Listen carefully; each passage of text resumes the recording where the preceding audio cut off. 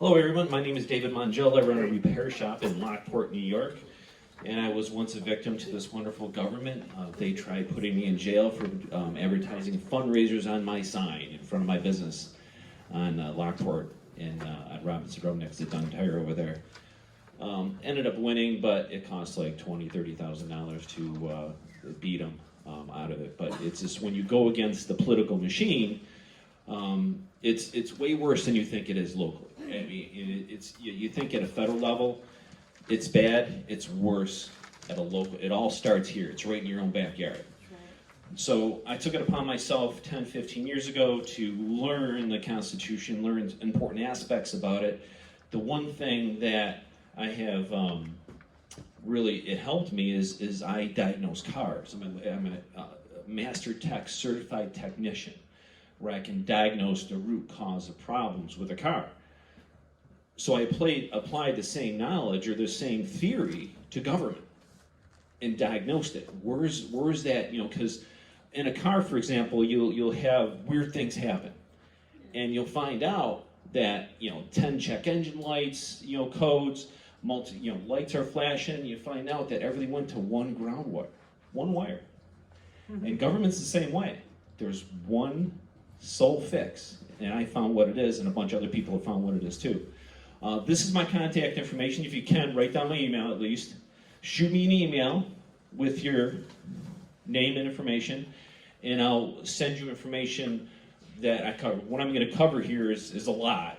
I'll try and get through it as quick as I can, but I have links to videos and a lot of other good information so you can educate yourself. What I ask people is to not believe me. Let me lead you to the information so you can believe it yourself, because it is mind-blowing once you start understanding what they actually have done. So which pill do you want? And this has led us to, we are living such an illusion right now. Bread, please. Yeah. That this is where we're at, because it is a total illusion what you have been fed. Like, we're talking about mask mandates in school, possibly vaccine mandates in school, but parents, you have already given up your rights to your children. You have signed a piece of paper giving up your rights unknowingly. And I can prove that. To a certain aspect, it doesn't matter, but you have to learn how to protect your rights in certain instances. You don't have constitutional rights, so you don't. Because if the Constitution gave you rights, they would be called privileges. You have rights, natural God-given rights the Constitution protects. So when you say constitutional rights, it's legally not correct depending what you want. You want to be under the Constitution or you want to be above the Constitution. So understand that there's a lot of legalese to what goes on. How deep does the rabbit hole go? In the blue pill, you wake up and keep on living your illusion, which a lot of people will do. And then, 20, 30 years later, they wonder why that 70% of their pay is going to taxes. This is just to prove a point how much is hidden from you. Has anybody ever seen this monument? Great. Probably because at my last presentation? No. I know what you're going to say now. This is a Matrix of Liberty, 160 tons. It is on a hilltop in Plymouth. Okay, right? So it is the most significant monument in American history, yet it's not taught in school. Because the top statue, her name is Faith. She's got a Star of David on her head. She's pointing her hand to the sky, and she's holding a Bible. Why are they not teaching it? That's it. Why doesn't the news talk about Christmas and that it's Jesus Christ's birthday? Amen. Why is that? We are led to believe that Jesus doesn't even exist anymore because they don't want us to understand the faith. They don't understand the roots of everything. Because the first part, the reason why this monument was built, to show what made America great. And the first main statue was Faith, pointing her hand to the sky, because faith is the first thing we need to build a great country. There are statutes along the base. One of the first ones is morality. So you need morals. Then you have education. The education statute depicts the mother teaching the children and the grandparents teaching the children, not government schools. Then you have liberty and a justice statute. It's very significant. Very, there's a good video Kirk Cameron does on this. I'll send that to you if you shoot me an email. And it's called The Matrix of Liberty. Everybody says we live in a democracy. No, we don't. A democracy is ruled by a majority. A democracy is voting. But the word democracy is not in any of our founding documents. I don't know if you knew that or not. Yes. So, this is why everybody talks about democracy. And, voting was never intended to fix anything. We live in a republic, not a democracy. Democracy is majority rule where the minority have no rights. Right now in New York State, the liberty-minded individuals, the Republican, conservative, libertarian-minded, we have no rights because the majority is deciding what we're going to get. And that's what they want us to continue to believe. Republic is ruled by all, ruled by law. I just pulled this out of a law dictionary today. It means a commonwealth form of government in which the administration of affairs is open to all citizens. It signifies the state independently in its form of government.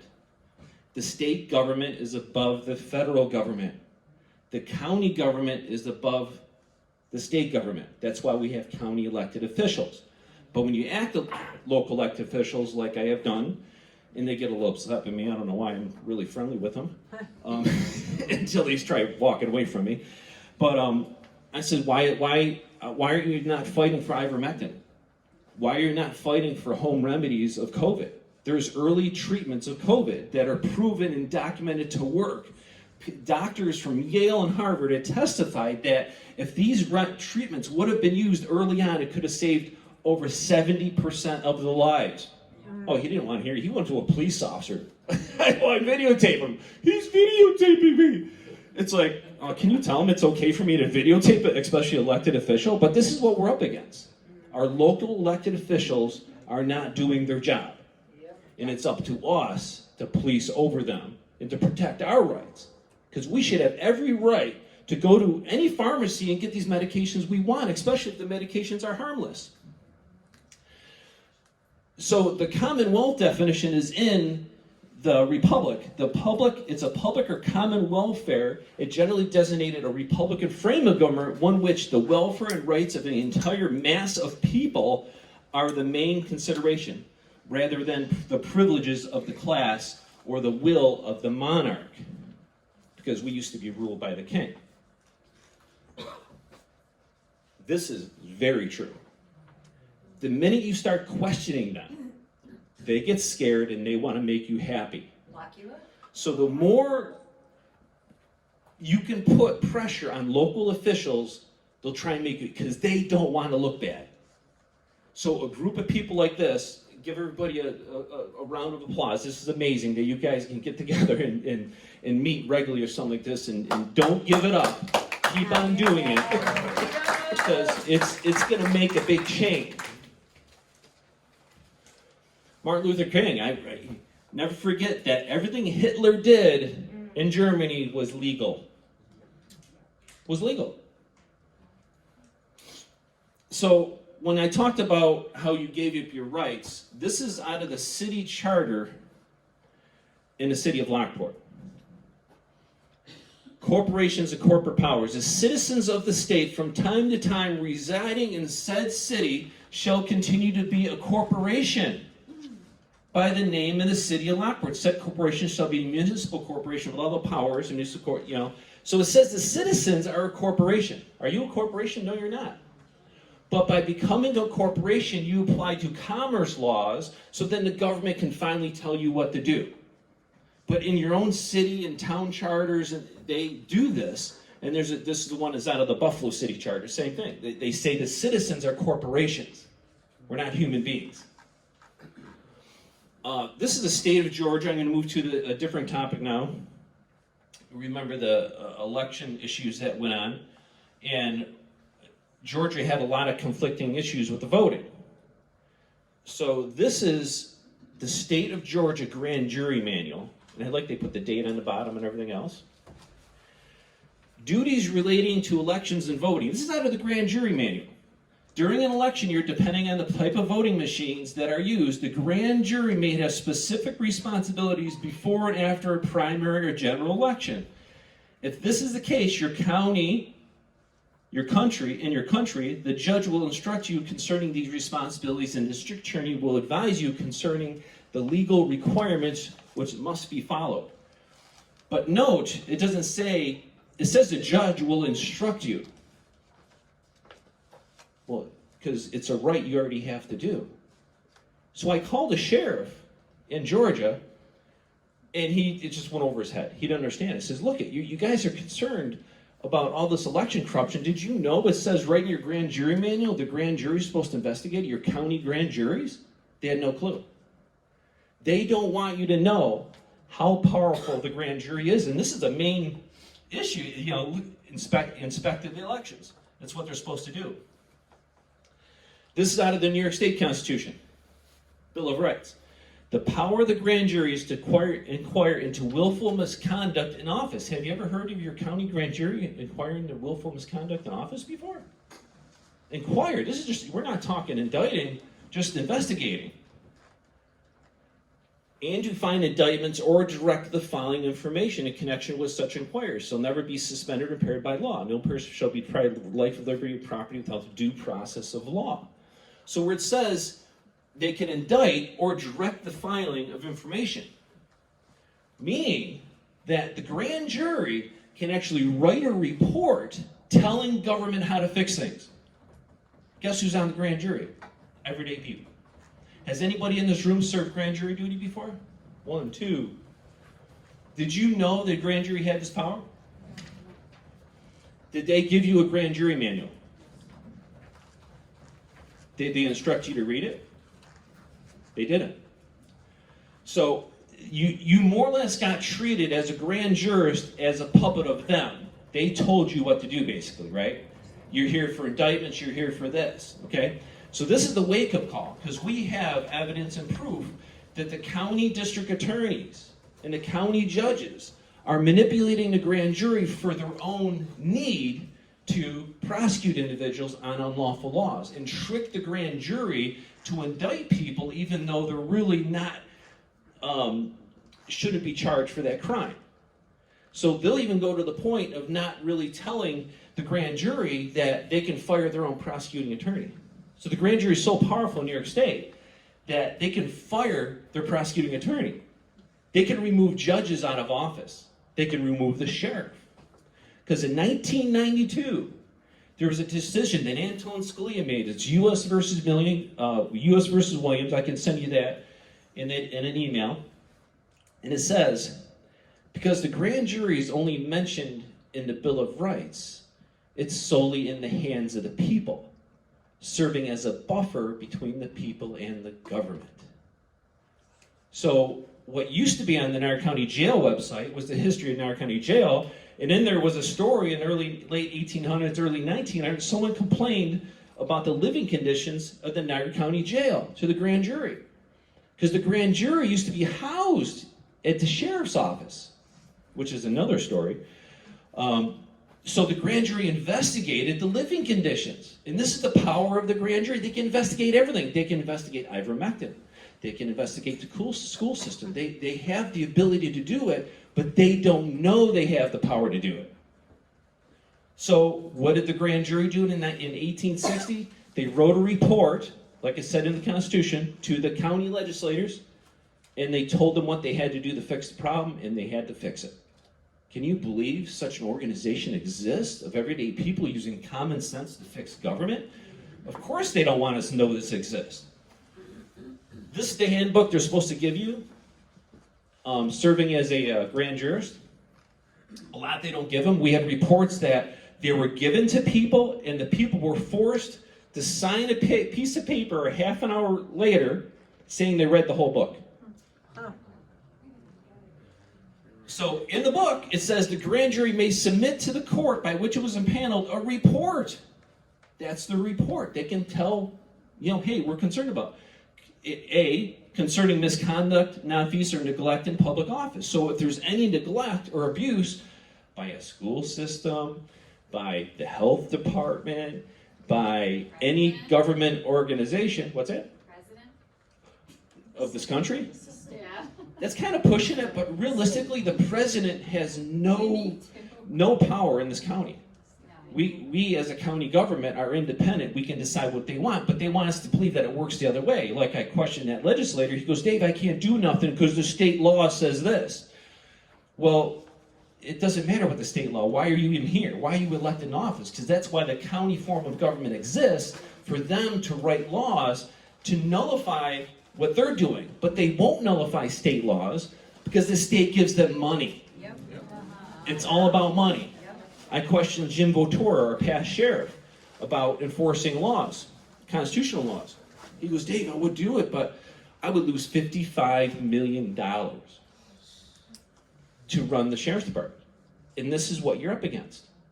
So if you go against, so your tax money is being stolen from you, used to bribe government to take away your rights. Yeah. Isn't that called extortion? Yeah. Okay.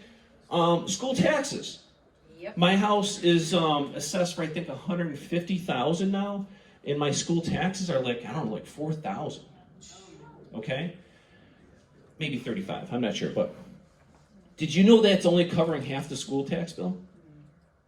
Your school taxes and your property tax are only covering half the school taxes. Guess who covers the other half? The state.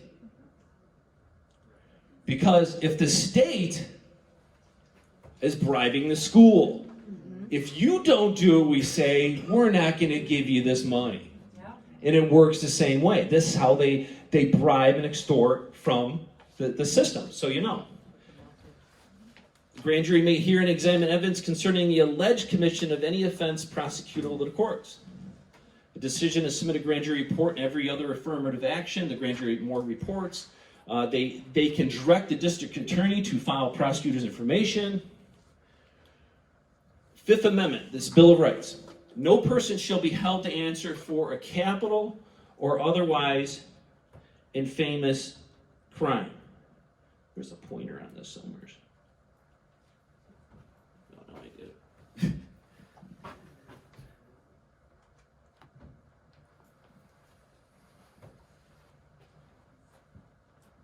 See, we're gonna have to get together and practice. We're You guys are doing great. So, no person shall be held to answer for a capital or otherwise famous crime, I think it's infamous, unless on a presentment or an indictment from the grand jury. Would you believe with me that a presentment has the same power as indictment? Would you believe that by reading that? No. Because it says or. Right. Right?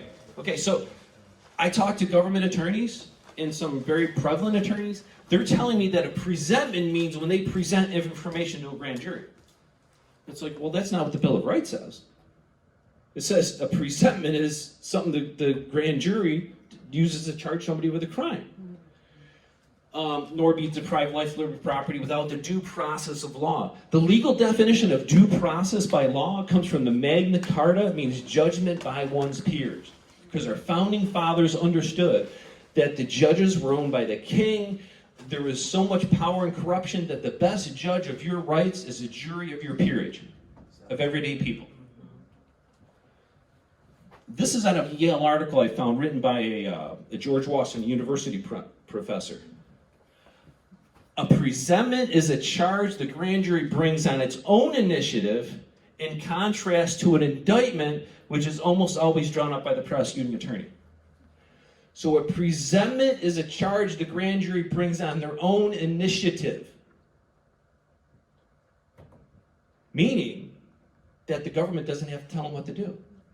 So the grand jury feels in their heart that this is evil act. They could say, we're going to charge that person with a crime.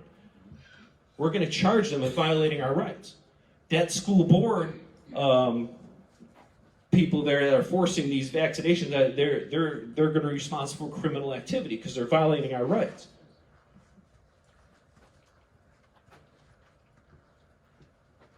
Thomas Jefferson, I consider jury by trial the only anchor ever yet managed by a man, which a government can be held to the principles of its constitution. That's why the grand jury and the jury system is there. It was created over 800 years ago in the Magna Carta. I even have a judge in Niagara County. I called him on the radio, and he started talking about the Magna Carta right away and where the grand jury actually came from. It's an 800-year-old process, and because it's so old, that the government, even though that grand jury manual tells you what the power of the grand jury is, they can't do that because the power of the grand jury is so old and it's been existed for so long that the government can't write laws to control it because it belongs to you. Seventh Amendment. In the suits at common law, where the value of controversy shall exceed $20, the right of the trial by jury shall be preserved, and no fact tried by jury shall be otherwise re-examined in any court of the United States than according to the rules of the common law. Excess of $20. How much is the expired inspection sticker now? Crazy. It's like $150, ain't it? Expired inspection sticker? Why can't you get a jury trial in traffic court? Because you don't ask for it. No, they won't give it to you. Well, I tried it. Oh, okay, I tried that. I tried asking for it. I was going through Corfu on Route 77. Population, I think 700 people, and they have 7 police officers. Right, so it must be a really dangerous community. So I was driving my 1970 GTO to a car show at Silver Lake. They have like a super cruise out there. And there was one officer standing in the middle of the road doing this little checkpoint thing. So I roll up with the car, and in 1970, the seatbelt across your chest, they don't retract, so you can't lean forward. It's like you're locked in place. So when you have manual windows, you can't reach the window, right? So he's like, why don't you roll down your window? He thinks I'm being a wise ass, not rolling down my window. So he's like, pull over there, you know. So I pulled over there, took my seatbelt off, and said, did you notice me take the seatbelt off? And I explained to him and everything. I said, what's the problem, officer? He goes, I'm giving you a ticket. He goes, what? He goes, you got things in your ears, earbuds in your ears, which is against DMV laws. I explained to him, I says, they're not earbuds, they're Apple EarPods. They hang in your ear. That doesn't matter. You wrote me a ticket.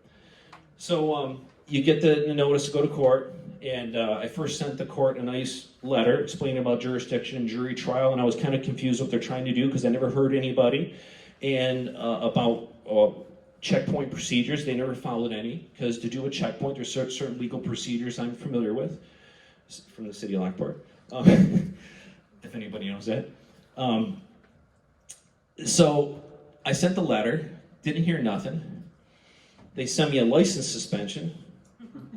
So I showed up at court, sat down with the prosecuting attorney. I said, did you get my paperwork? He goes, yeah, I got it. I says, well, how come it wasn't answered? He goes, well, we just ignore these. I says, really? So you want me to go talk to the judge? He goes, yeah, talk to the judge. So you go in the courthouse in Corfu is part of the fire hall. It's like a little tiny room off to the side, and then, it's just, okay, a big money-making operation, what it is. So I go in front of the judge, and I says, Your Honor, I had a friend standing next to me, recording everything, unknowingly. And so he wants me to enter a plea. So the first part of the documentation in the state, it says, you can't go any further unless you enter a plea. And there's a reason for that.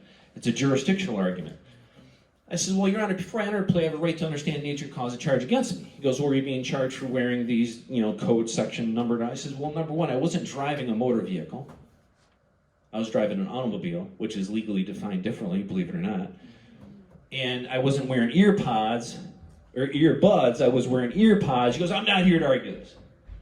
I says, well, there's only a couple questions I got, Your Honor. He goes, what is that? I says, is that a criminal charge or is it a civil charge? He goes, well, it's neither. I said, well, I motion to dismiss, because the Constitution only allows civil and criminal charges. He goes, well, I'll just call it a crime, he says. I says, well, let the record of court show that I'm now being charged with a crime with no indictment by a grand jury. But, Your Honor, I just have one more question.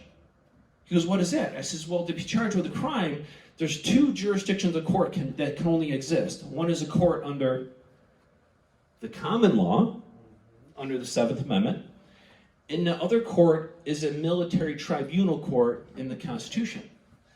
He goes, I says, what court am I in? Because if he would have said a common law court, I would motion dismiss, because common law requires a victim. There has to be an injured party, right? And this is where the violation comes into play. But he just says, he goes, get the hell out of my courtroom.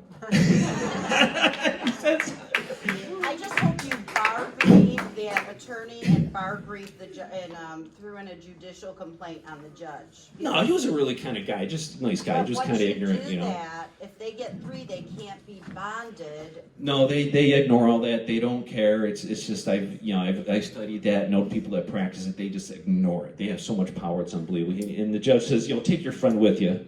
Hey, just get your friend out of here. Get out of here and leave. Get your license back? So they had my license. So 2 months later, I get a letter, notice the suspension again, ends up here in court, and then I entered a plea. I never entered a plea. So I wrote a letter back. I says, Your Honor, I says, the only one able, he goes, thank you for the entering in plea of not guilty. So you know, the only one able to enter a plea is myself or my attorney. By you saying I'm not guilty legally means I'm not guilty and this matter is over and done with. Thank you very much. Any questions, please respond within 20 days. 20 days, I get another notice of license suspension. So I went back. It went on for a year. Right? But I figured it's cheaper than going to law school, right? A little drive to Corfu and practice some law here and see how they, at least prove I'm wrong. Because how do you know this stuff is true? You hear these stories on the internet, but you don't know unless you actually go there and practice the stuff. So a year later, I showed up, and I walk up to the judge. I says, Your Honor, I said, I'll do whatever you want me to do. I just want one thing from you. He goes, what is that? He goes, I said, I just want to show you what I learned, and I want to take you out for lunch or dinner sometimes. So he whispers to his clerk, what's the cheapest we can charge him? And give him my phone number. So they charged me $20. But I never had a chance to go out, took him out to dinner or nothing. So I'm kind of at fault. But just to show you that there's rights that exist, but you can't protect your rights unless you do it and you know how to do it. And how they get you is your driver's license. So by you getting a license, is you waiving your rights to a contract of the DMV laws. So you violated, so speeding, traffic, inspections is a violation because you violated the contract that you wrote, you agreed to. That's how they get you. It's all contract law, everything you live.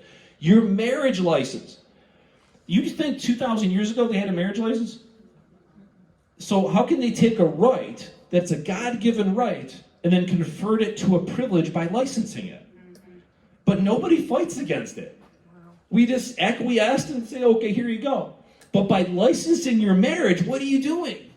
You're allowing the state to own the marriage. So then when you go to divorce court or deal with schools, what did the marriage produce? Your children. So you gave the rights to your children by getting your marriage license. You gave your rights to children to the state. You waived your rights to a jury trial and a divorce hearing because you got your marriage license. This is how they play the game. Now, when we look at suits at common law, all right, and then over here, then according to the rules of the common law. The most significant word here is the, because the means it's something that existed prior to the writing of the document. I was listening to Judge Napolitano one day, and he says, you know what the most significant word in the Bill of Rights is? The word the right to free speech, the right to keep and bear arms, because it's a right that existed prior to the writing of the document.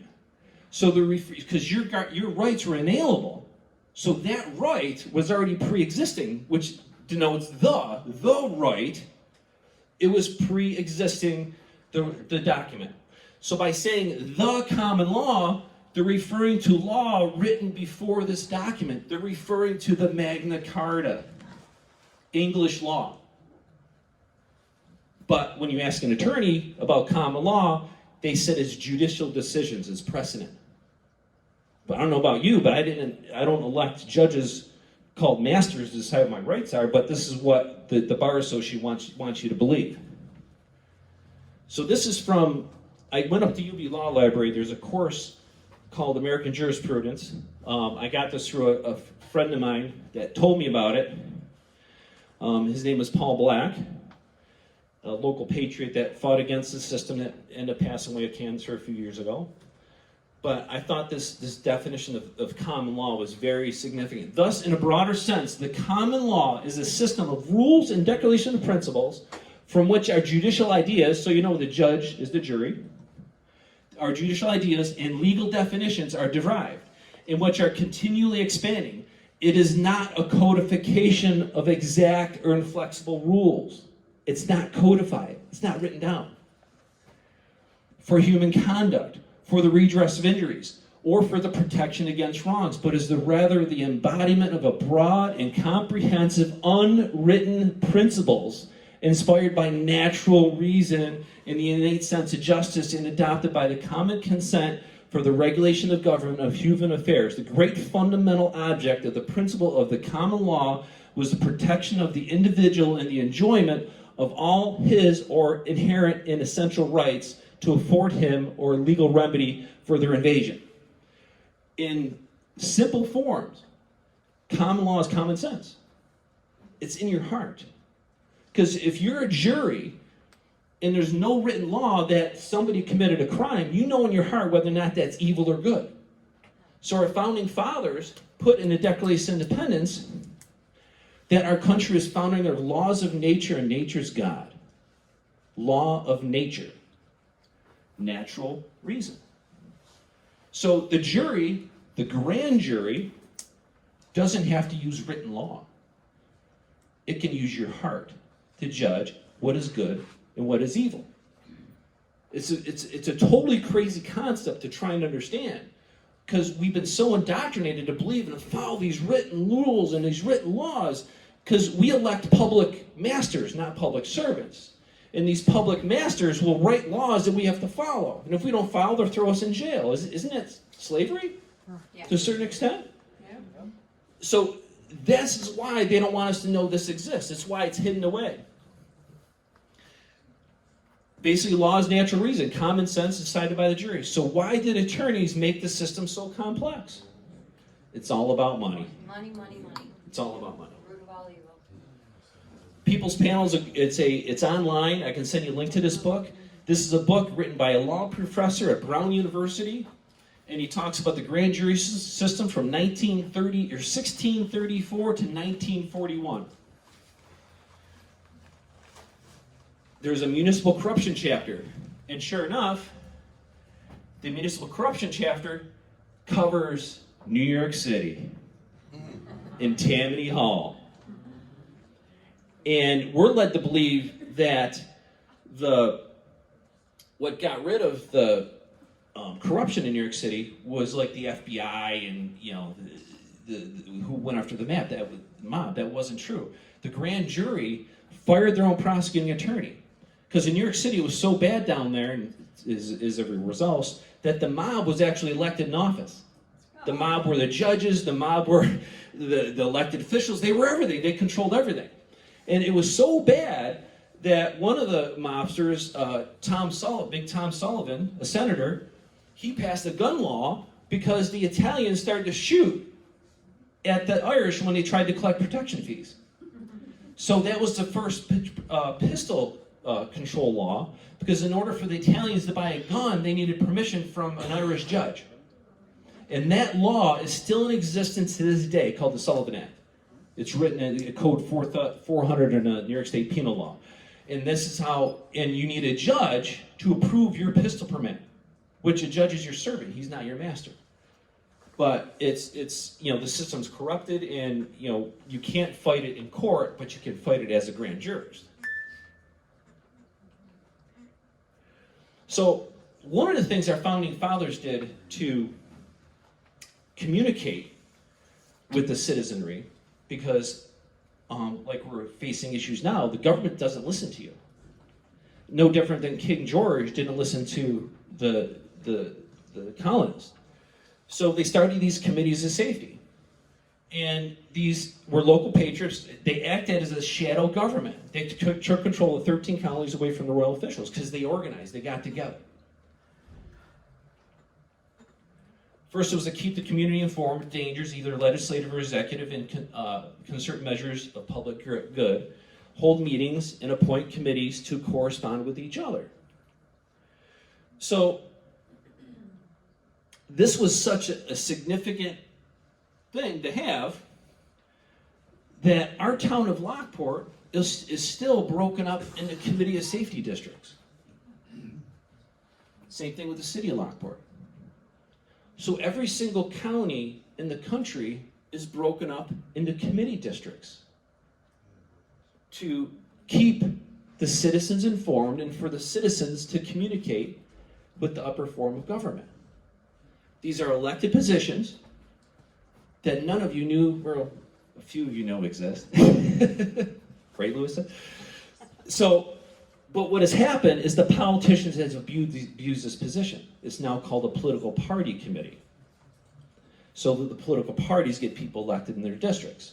So we need, as patriots, to become elected in their little districts. So when you look at one little district here, between Waterman, Miller Street, you know, that's District 4.1, 2.1. These are your voting districts. Because they understand one of the most important things to police over was your voting. So they wanted your committee person to be elected by you in this district. So it's when 5 blocks you have someone that represents you in your political party. So you know, to this day. And this person polices over the Board of Elections. Endorses officials. Yes? Where do you find that map for a different area? Board of Elections. Or stop by my shop. I got the whole Niagara County in my garage. So the politicians, all the local county politicians got elected as committee people. Their friends are elected as committee people. Their contractors they give money to are elected as committee people to take this power away from you so you don't know it exists. So when you hear this is the endorsed candidate, that means it was decided by the people that live in your community. That is now part of it. So our grassroots form of government is right here. It's already there. You just have to, and I help people run for these positions. We had a big movement back in 2010. A lot of us got involved in the Republican committee, and they were infuriated because we were there speaking our mind and speaking what was right for the people that lived in our community or in our districts. And they were basically, that's not how it works. It's like, yeah, it does. Prove to me it doesn't. But this is how the fix is in locally. They endorse the judges, the dog catchers, every single elected position, and then the county leader of the county committee, because this is a county elected position, 2 members usually goes to the Republican National and the Democratic National Committee. So it brings your endorsement all the way up to the top. So this is that hidden form, that's that matrix you don't know exists behind the scenes. But we're going to take it back by using these committees. So one of our ideas, a group of people downstate have been working on this. We want to start these committees of safety, and then we're going to have subcommittees, general committees, that can prevent, government that would actually investigate. So we want to find people that want to volunteer to get on these subcommittee. And the subcommittee will cover different areas. So this one subcommittee would prevent government encroachment. There'll be a general committee to actually, help with marketing, contact local government, encourage people to, participate, and so on and so forth. We can have another subcommittee called the medical committee. Investigate medical complaints, investigate COVID home treatments, investigate vaccine reactions, question the advice of the county health departments, question and educate local doctors, and help local volunteer fire companies with fundings. I don't know if anybody volunteers here for fire department, but I used to be a volunteer firefighter for about 4 years. And there's a major issue with EMS. The New York State has passed so many rules and regulations against volunteer EMTs that they didn't want to be EMTs anymore. because the state wants to do this to go to union Yep. high pay. You call a volunteer ambulance ride, it's free. You call these other companies, it's up to $2,500 for one ride. And I'm trying to communicate with the town supervisor to develop a program to, help this system along, because I've talked to these EMTs and they would simply take $75 a call, because they take a lot of their own time to be a volunteer EMT, and money and time. So I said, what if you got $75 a call? Oh, I do that in a heartbeat. But the fire departments are kind of handicapped by the towns. The town doesn't want to listen to it because it might cost them money. But it's something that really needs to be looked at, because I still have a pager to this day. I'll still respond to calls to help people out. And there's people dying because an ambulance can't get to their house. It's our responsibility to fix that.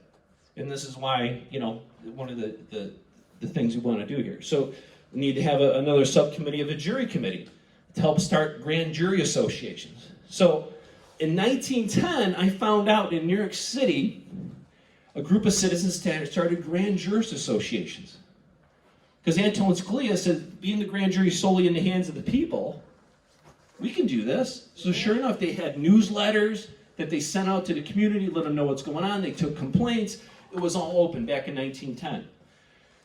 And by mistake, I found out that someone started a Niagara County Grand Jury Association in 1960. But I can't find any information on it. Because these associations would then educate the people on the juries. This is your duty. This is what you're supposed to do. One of the plans or ideas I had is I wanted to make grand jury badges, because they used to have grand jury badges for the grand jurors, because they have police powers to investigate and go out in the field and issue subpoenas and so on and so forth to investigate any type of wrongdoing, crimes, anything.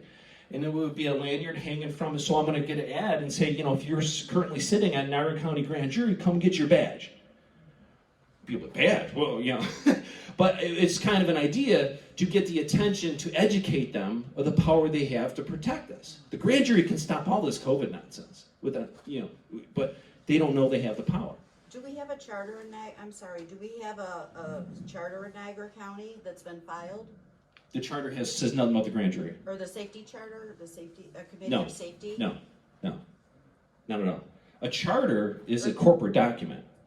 This is something the citizens have to do themselves independently. There is a committee rules they have through the Board of Elections, but that's something they manipulate and write themselves for their own benefit. A committee of correspondence. This committee is responsible for addressing unconstitutional government activity and correspond with other committees. So people can volunteer to get on this committee. They can become a political action committee. They can advise what to do to make things better and maybe get better elected officials in office. These subcommittees can work with political town, villages, congressional, state, senate at this grassroots level. This is why we don't have representative form of government, because there's no accountability to that level up. We simply go to the voting booth, we circle in that dot, and we think it's all over with. But they manipulated themselves getting there in the first place, and then they're unaccountable for their actions. Judiciary Committee. There's a lot of things that go on. I've been involved with a lot of legal issues. With people coming to me explaining what they've gone through, and it's deplorable. It's disgusting. Enough to turn your stomach. And what these governments in the Erie, Niagara, Wyoming County, Genesee, and Orleans, what they're doing. They are abusing the systems to simply make money and putting innocent people in jail. It is really bad. We have Army vets simply because they made a mistake saying something in court. They're going to sit in jail for 8 years because they made one mistake. And this is where we need to step up to the plate. And the beauty of the grand jury can stop all this. They can say, no, we're going to pull this person out of jail. That's how powerful the grand jury is. Because what you did was wrong. What you did was a crime. We can have an education committee for looking at the education department and visiting grammar schools, high schools, colleges, communicate with the teachers. Who's been on the PTA before? Has anybody here been on the Parent-Teacher Association? Oh, the guy's pointing, but his wife don't want to. All right. So I joined the Lockport PTA, and sitting there, I'm just blown away how very few people were there. And people are led to believe that the PTA is just there to raise money for field trips when it's actually a very influential political committee. And this was made light to me by getting a mailing sent to me from an email stating all these policies they want to pursue and all these how they want to lobby government. And then I showed up the next PTA meeting, and the leader of the meeting, the chair, says, we're just going to pass all these. Pass all these? There's like 5 important things here. They're trying. I says, can we review these and then vote? No, they just want a rubber stamp, because most of the people on the PTAs are your family members of the school teachers. So they control this, they control the money. You want to really stir the pot? Get on the PTA. You'll make a big, I think you need a kid in school. So you get on the PTAs and show up at the meetings. So I'm tired. I want it, because that's the direct connection to the school behind the scenes, to that parent-teacher association. Because it was put in place 100 years ago to have the schools do what the parents want. That's what it was. But it's now the state's telling you, what's good for them.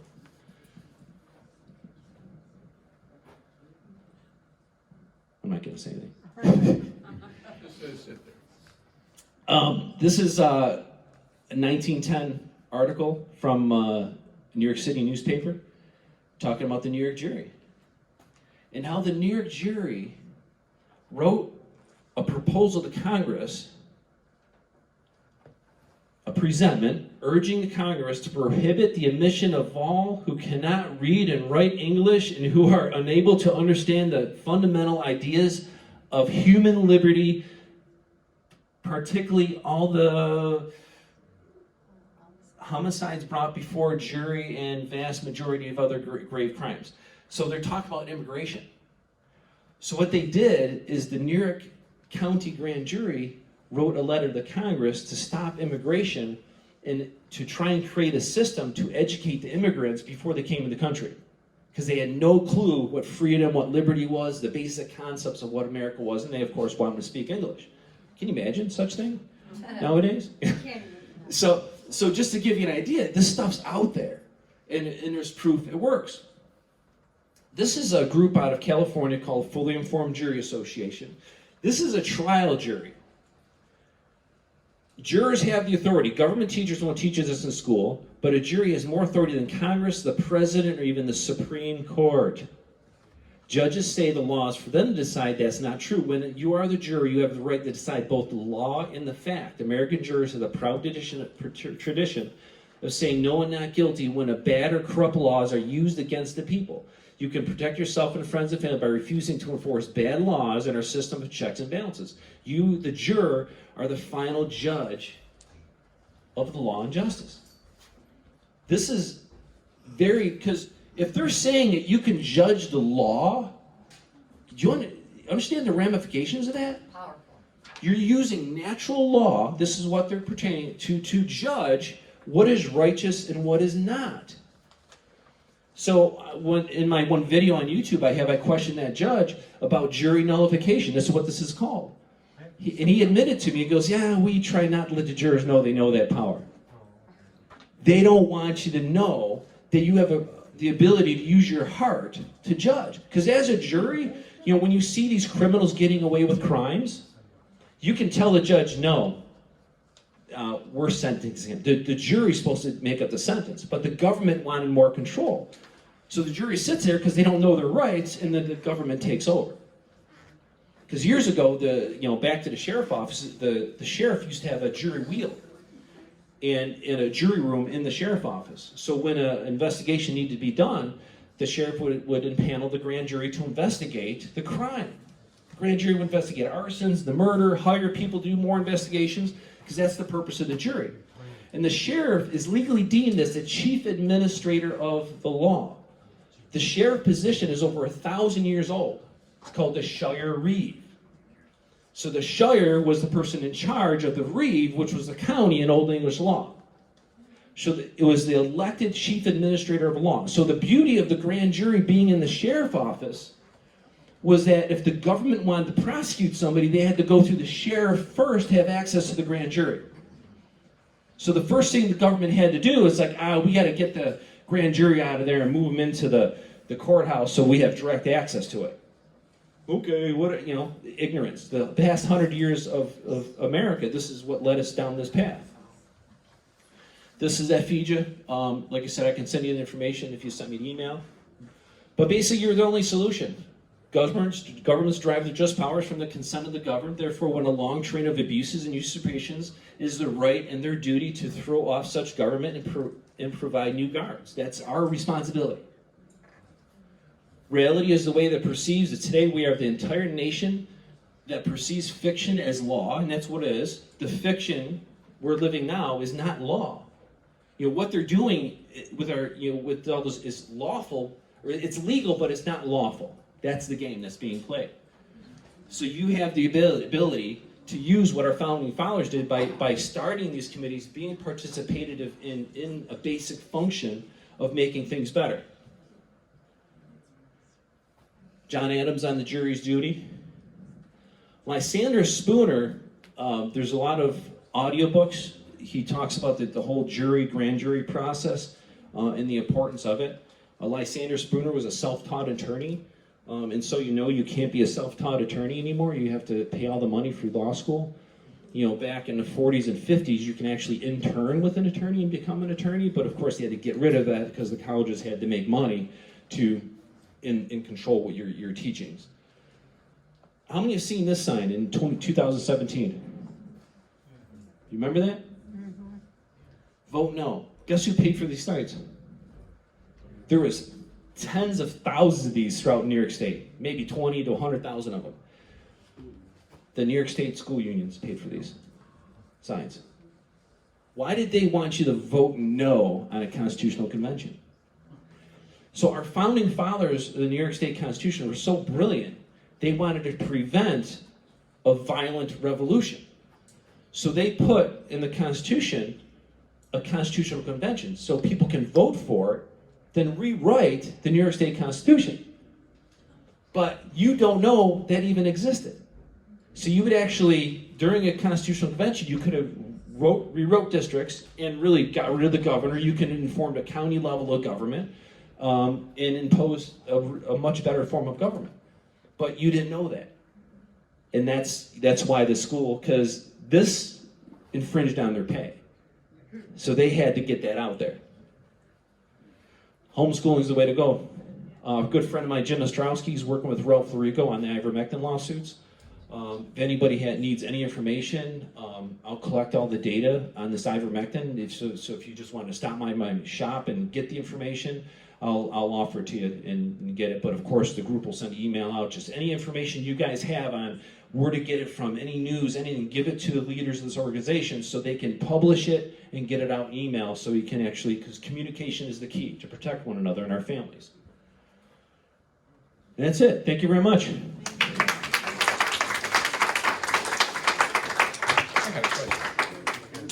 The grand jury is convened.